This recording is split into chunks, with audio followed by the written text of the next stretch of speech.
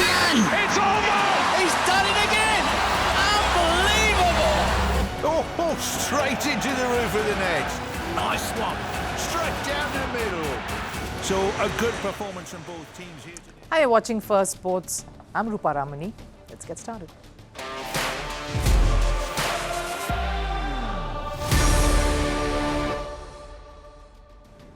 On the show today, England finally wins a test in the Ashes series, but the conversation around the whole drinking spree is not abating. Australia's Travis Head has come in to back under fire England player Ben Duckett. But is alcohol the real issue here? Not really.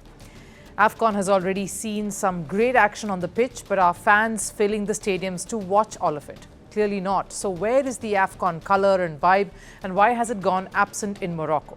There's more to this. And the battle of the sexes sees Nick Kyrgios beating Aryna Sabalenka. There has been severe backlash to this, reopening the debate around whether this has been, in fact, the last chapter of the series and who was to blame for what turned out to be a bit of a circus act. But first, the headlines on Sports 360. Starting with cricket, Smriti Mandhana was on a record-breaking spree during India's 30-run win over Sri Lanka in the 4th T20 International. Mandhana's knock of 80 helped her become the first woman cricketer to score more than 1,700 runs in a single calendar year. The Indian batter also became only the 4th woman to score over 10,000 international runs. Mandhana is the quickest in this list. Pakistan is going in with fresh faces for the T20 series against Sri Lanka. Babar Azam, Mohammad Rizwan, Shaheen Shah Afridi and Haris Rauf have been excluded. Senior players are currently busy in Australia's Big Bash League. The 3-match series against the Lankans start on the 7th of January. Big Bash League runs until the end of that month. On to football and AFCON. Algeria edged past Burkina Faso 1-0 in a closely fought contest. Burkina Faso's defence kept it tight as Algeria were made to work. Riyad Mahrez scored the only goal of the match from the penalty spot. With this, the North African giants have entered the knockouts. Over in chess, Magnus Carlsen continued his dominant run to claim a record 6th World Rapid title. It was a close battle for gold, silver and bronze. Carlsen, with 10.5 points, finished first. Artemiv Vladislav came in second, and India's Arjun Erigesi finished third. Defending champion Koniru Humpy failed to win the title in the female category. She secured the 3rd spot though. Alexandra Goryachkina was crowned the champion. And summing it up with NBA, LA Lakers ran riot against Sacramento Kings. Luka Doncic scored 34. LeBron James contributed with 24 to help their side beat the Kings 125 to 101. Lakers remain 4th in the Western Conference points table. The Ashes urn may already be back in Australia's hands, but the series is still throwing up massive talking points because England have finally won a test in Australia in this Ashes. Unfortunately, more than England's win, it's the drinking controversy that refuses to go away. Ben Duckett seems to have found an unlikely supporter here in Australia. Former coach Darren Lehmann first backed him, and now Travis Head has stepped in too. Is Australia normalising this, or is this controversy exposing something more? Melbourne showed us something England fans already knew. England are not short on talent, but let's not sugarcoat the Boxing Day test here. No batter crossed 50 runs. England barely scraped past 100 in the first innings. The match was wrapped up inside of 2 days. Not exactly your classic Boxing Day match, and yet, paradoxically, it showed fight. So what really changed? Before Melbourne, England were under intense scrutiny, and it all stemmed from this image.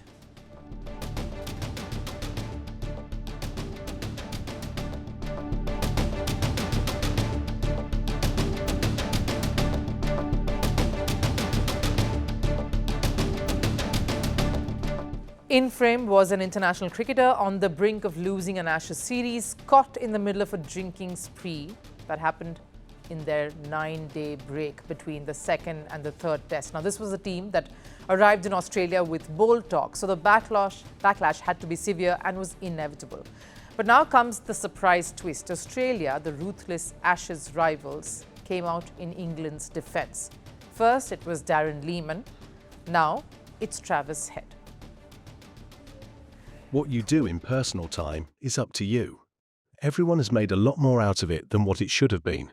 We have done the same thing on past tours. I don't have an issue with it. And let's be clear, this is not a moral argument.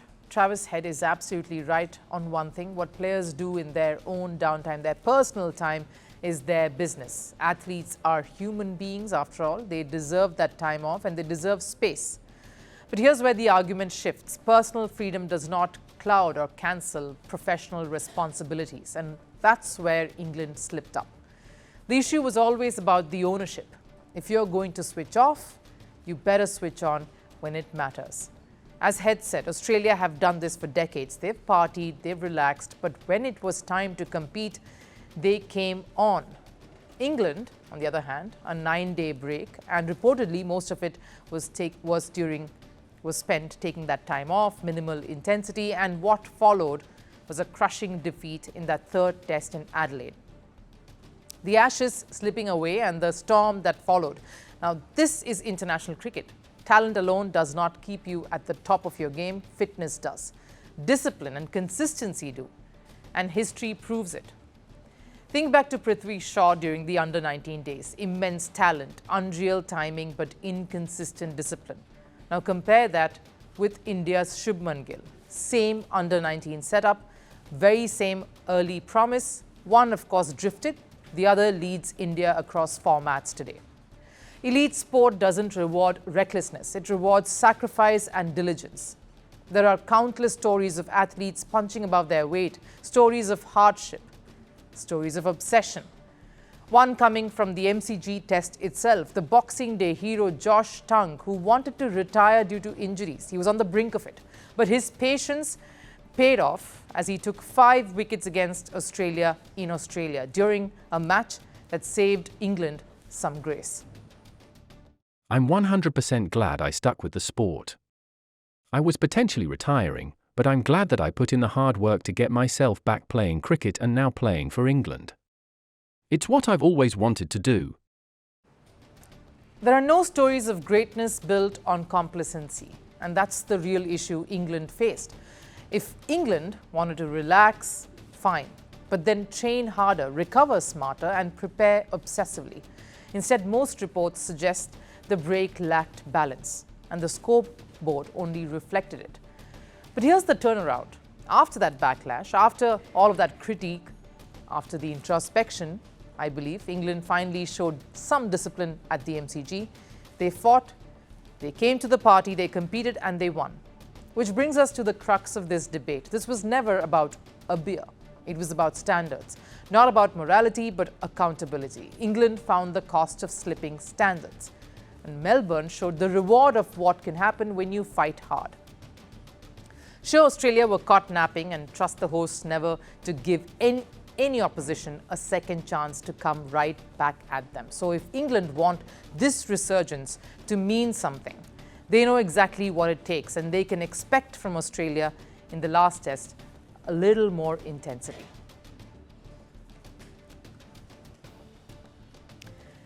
The Africa Cup of Nations is doing exactly what it promises. Close contests, fearless football from every team involved, no complaints about the infrastructure either, and yet something vital is missing. The fans. The empty seats at AFCON have become a little impossible to ignore. Now, is this a failure of the host nation Morocco, or is it about the fans? Why is AFCON missing its colour this early on in the tournament? And Morocco is one of the reasons why African football can swell its chest with pride. 4th best team at the 2022 World Cup, winners of the Under-20 World Cup just earlier this year, a conveyor belt of talent, infrastructure and ambition. On paper, AFCON in Morocco should have been electric, but reality tells a very different story.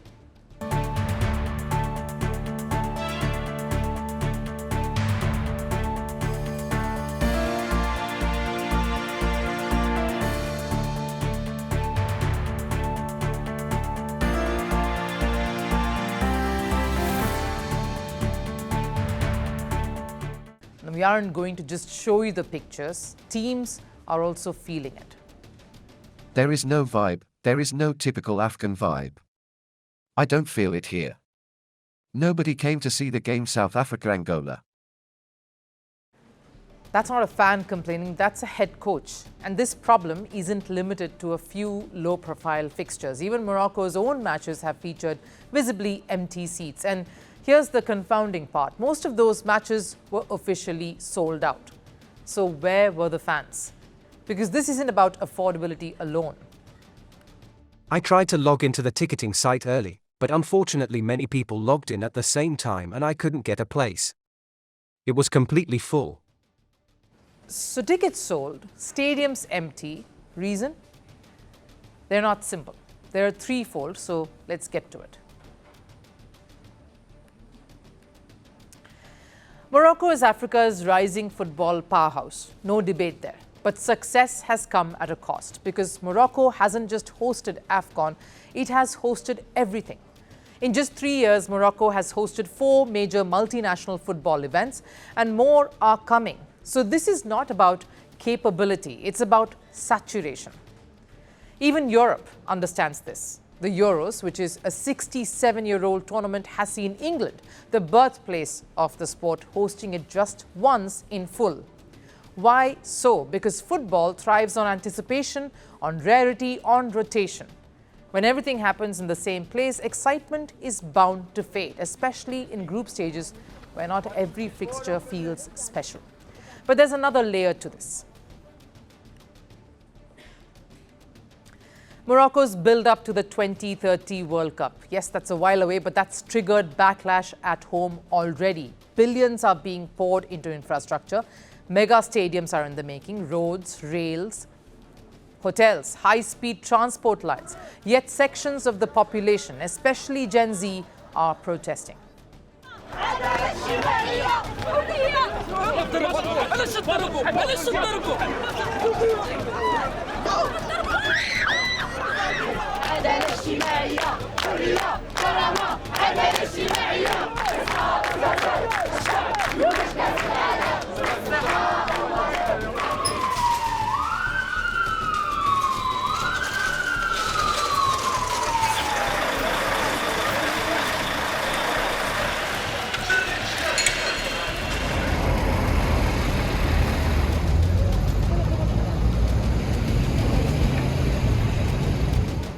Young people are demanding schools and hospitals. What they are asking for is not impossible. These are necessities in Morocco. How can the authorities not understand this? Where is the government in all this? Where is Akanosh, who does nothing but talk? We don't want football or anything else. If football had been good for us, it would have been introduced long ago and would have benefited young people. We want health. Our parents are suffering. Their argument? Football is booming, but the people, they are struggling. So the same sport that once unified the nation is now divisive. And then comes the most damaging issue of all. The execution. Despite world-class stadiums, Morocco's ticketing system has failed. Tickets are sold in the black market at 10 times the price. Overcomplicated digital screening systems, transfer restrictions that prevent genuine fans from entering. And it gets worse. They blocked everyone, even people with tickets. They couldn't enter in the stadium because there was a crowd of people who didn't have a ticket and who were allowed to come in. That there is organizational chaos, and it is a red flag. Because in a little over 4 years from now, Morocco will co-host the FIFA World Cup. AFCON is supposed to be the rehearsal for that. Yes, AFCON on the pitch is thriving. The football is honest, the competition is fierce, the talent is undeniable. But football without the framework will be an impediment. Empty stands don't just look bad, they reflect the circle being incomplete. This isn't a crisis of passion. African fans have never lacked that. This is a crisis of access, planning, and balance. Morocco has the infrastructure, it has the pedigree, but atmosphere, that can only be built with the fans. And Morocco has much to do to set that relationship straight. The Battle of the Sexes took place last night, and the scoreline, Nick Kyrgios beat Aryna Sabalenka 6-3, 6-3. But the result, bruising for tennis. Women's tennis in particular. While fans came and watched the exhibition and the two players involved in the display sang praises of it, it's only left us with more questions and damaging truths. The battle of the sexes began at a time when women's tennis had no foothold in the overall scheme of things, of the sport itself. So clearly the contest that took place to mark this were also a little skewed. A 55-year-old Riggs taking on a much younger Billie Jean King. So King knew she had to win. Their stakes were high. King knew a loss would not be about her, it would push women's tennis back further. Some tennis fans saw through this gimmicky display between Sabalenka and Kyrgios last night and made their displeasure evident.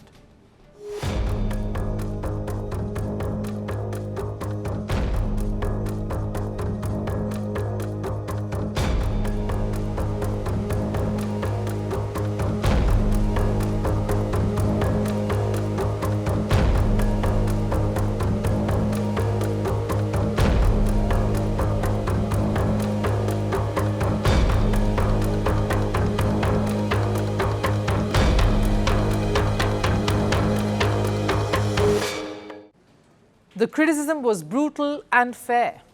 Battle of the sexes meant something far more significant back then when it started, but that's not the scenario we live in today. Women's tennis is still fighting for just as much importance as the men, but they are at the forefront of it compared to what the situation was decades ago when Riggs played King. Now, I'm not saying there's equality everywhere and so there is no need for a fight anymore. There's nothing left to be done. No. Just that the fight will have to be fought at another scale. Battle of the sexes of yore does not work today anymore. It's like evolution. What worked or existed centuries ago is not as relevant in the times we live in. So where does the fault lie here? Is it with Nick Kyrgios? No. For him, this was an opportunity to stay relevant. Ranked 671st in the world with brute force his only friend, this was a chance to play a world number one. Not something he'd ever get anywhere close to. Not with the form he's in, not with the fitness he's keeping. He kept panting and taking breaks as the more fitter and clearly more accomplished Sabalenka, his opponent, wore him down. And certainly not with that ranking. That doesn't look like it's going to get better any soon. So he grabbed this one with both hands because he had nothing to lose. So did Sabalenka make a mistake agreeing to this circus-like event, as many are calling it now? Yes, she probably did. Look at it this way. It would have been wrong for Billie Jean King to say no back then, just as much as it was for Sabalenka to say yes today. King had a point to prove. The weight of history, of conditioning, of women's tennis not getting its due forced her to say yes. Sabalenka, on the contrary, has nothing to prove. She's world number one. And with that title, with that accomplishment, comes additional responsibility. A multiple Grand Slam champion, whose job is also to inspire other young women, has the onus to also set parameters straight. That women do not need to beat men to get equal treatment. But sadly, this exhibition has only marred tennis and women's tennis more than helped it. Sabalenka lost the moment she agreed to this battle with Nick Kyrgios. It was a lopsided one to begin with, result of which, win or lose, would have got her nothing. And maybe this year should be the obituary of the Battle of the Sexes, the last of the chapters. Any more of this would be a mockery of what the sport stands for, or at least what the sport truly wants to stand for, the betterment of every aspect of the game, women's tennis included. For our last story, we take you to Gran Canaria, the Spanish island known for its wind, waves and water sporting culture. Played host to a unique spectacle this time, a thrilling blend of surfing and canoeing. Stand-up paddling at its very best. Watch the athletes battle the waves to be crowned world's best.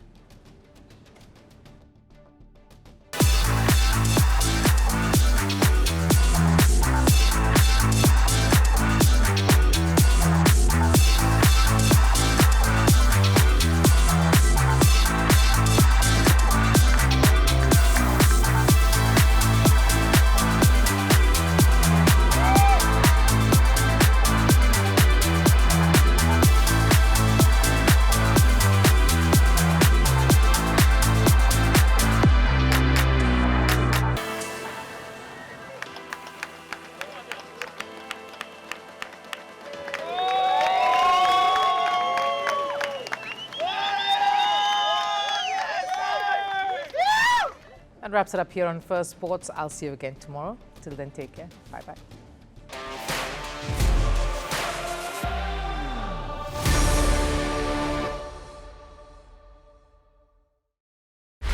Want the facts? The latest developments? News that gets straight to the point. Well, we've got all three just for you. This is First Post Live, a brand new show, your window into what really matters. Don't miss it.